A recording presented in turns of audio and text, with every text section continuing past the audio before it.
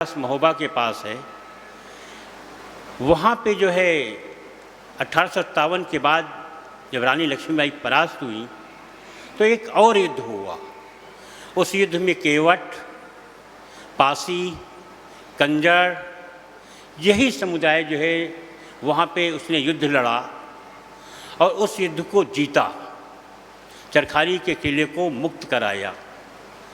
इस तरह से तमाम तरह के जो ऐतिहासिक युद्ध हुए, आज़ादी की लड़ाई की जो कहानी गई उसमें इस समुदाय ने, इस घुमंतू समुदाय ने अपने योगदान को दिया। लेकिन सबसे अफसोस की बात रही कि भारतीय इतिहास के पन्ने में इस समुदाय का कहीं स्थान नहीं हुआ। आज इतने वर्षों बाद अगर हम यहाँ पे बैठ कर के उस समुदाय के प्रति अपनी श्रद्धांजलि अर्पित कर रहे हैं इस संगोष्ठी के माध्यम से, तो मुझे लगता है इससे बड़ा अवदान इस समुदाय का कुछ नहीं हो सकता। अब दूसरे है कि जो कलाएं हैं हमारी, अब कला के क्षेत्र में जो है इन समुदाय के जो कला लोग हैं उनको हम 4 भागों में बांट सकते हैं। पहले हैं जो कुछ कलाकार हैं, जिसमें कालबेलिया है, जिसमें बहुरूपियाँ हैं, जिसमें भाट हैं, जिसमें नट नटी हैं, जिसमें बुंदेलखंड की राई है, जिसमें चंदा बेड़नी का नाम लिया जाता है। जो है ये कुछ लोग कलाओं से अपना जीवन यापन करते थे। दूसरा समुदाय वो था जो हस्तशिल्पी था, जो हाथ से काम करता था, जो कारीगर था, जो लोहे का काम करता था, जो खेतों में काम करता था, जो किसानी का काम करता था। उस समुदाय के लोगों को जो है वो दूसरा समुदाय था। तीसरे समुदाय में वो लोग आए जो आज़ादी की लड़ाई के नायक थे, जिसमें सासी था, जिसमें नायक थे, बावरिया थे, कंजर थे, जिन्होंने युद्ध में जाके लड़ाई लड़ी। एक वो समुदाय था जो कि लड़ाई लड़ते रहे, और चौथा समुदाय था जो कि व्यापार करता था, जिसमें बंजारे थे, जिनको बंचर कहा गया, बंजारे कहा गया। और वो अपने यहाँ पुराने समय में नमक बेचने आया करते थे।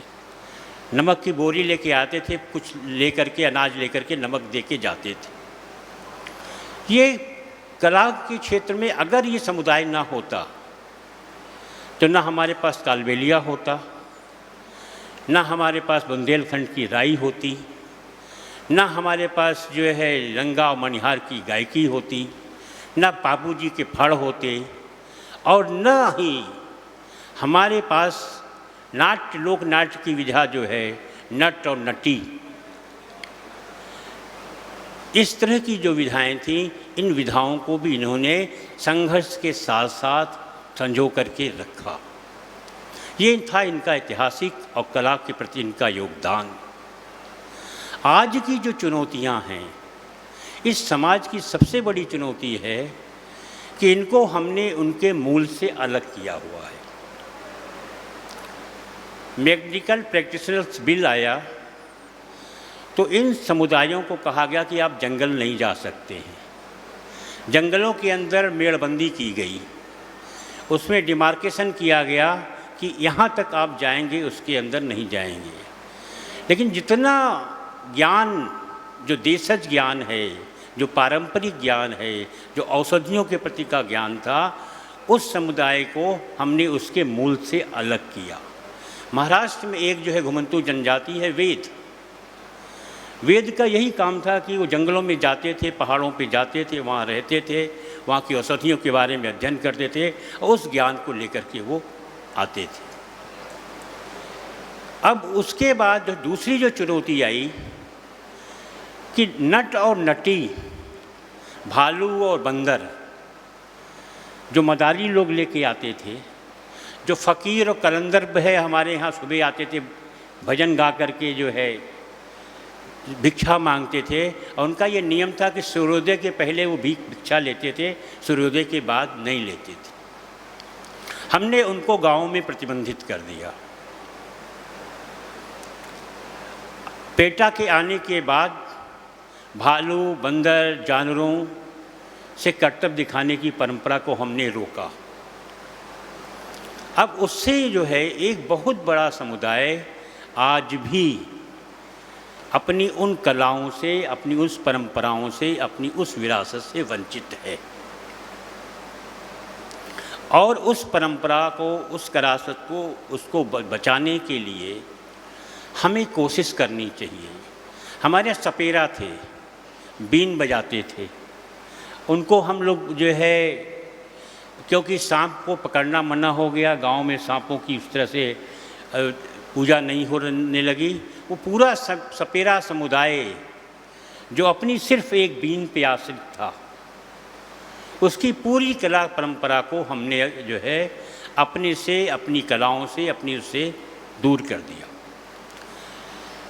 इनके साथ एक और त्रासदी हुई। रंगास्वामी, कूचाबंदी और कालबेलिया, ये जो 3 घुमंतू समुदाय था, ये मृतक का देह जो है जमीन में गाड़ते थे,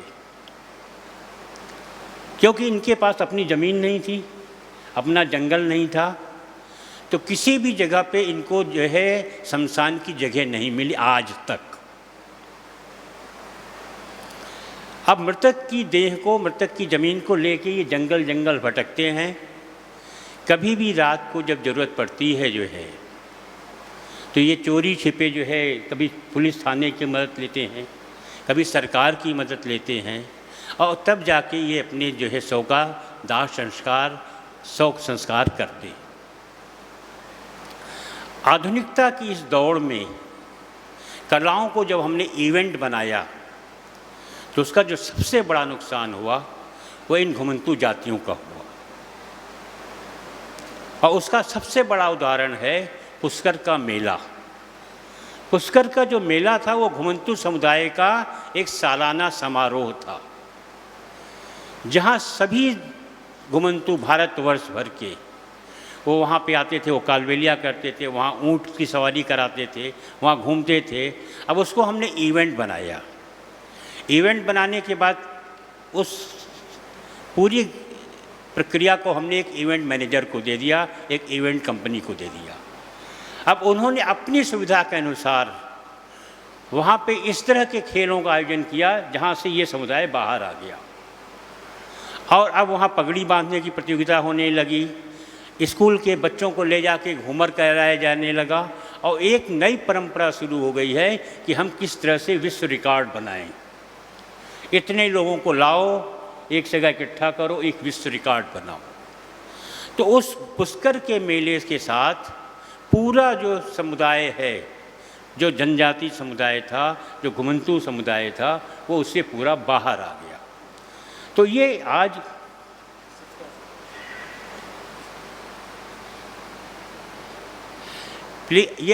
की सबसे बड़ी समस्या है, और समय है, समय की मांग है कि हम जो है एक बार फिर से इन समुदायों के प्रति, इनकी विचारों के प्रति, इनकी विरासत के प्रति सोचें।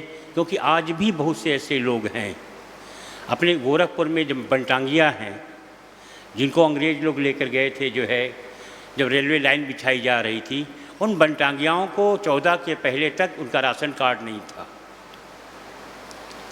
तो इन समुदाय के बारे में, उनके अध्ययन के बारे में, और मैं हमेशा कहता हूँ कि लोग को तभी जो है मजबूती मिलेगी जब उसके साथ हम एकेडमीज़ को जोड़ेंगे, विद्वानों को जोड़ेंगे, संस्थाओं को जोड़ेंगे।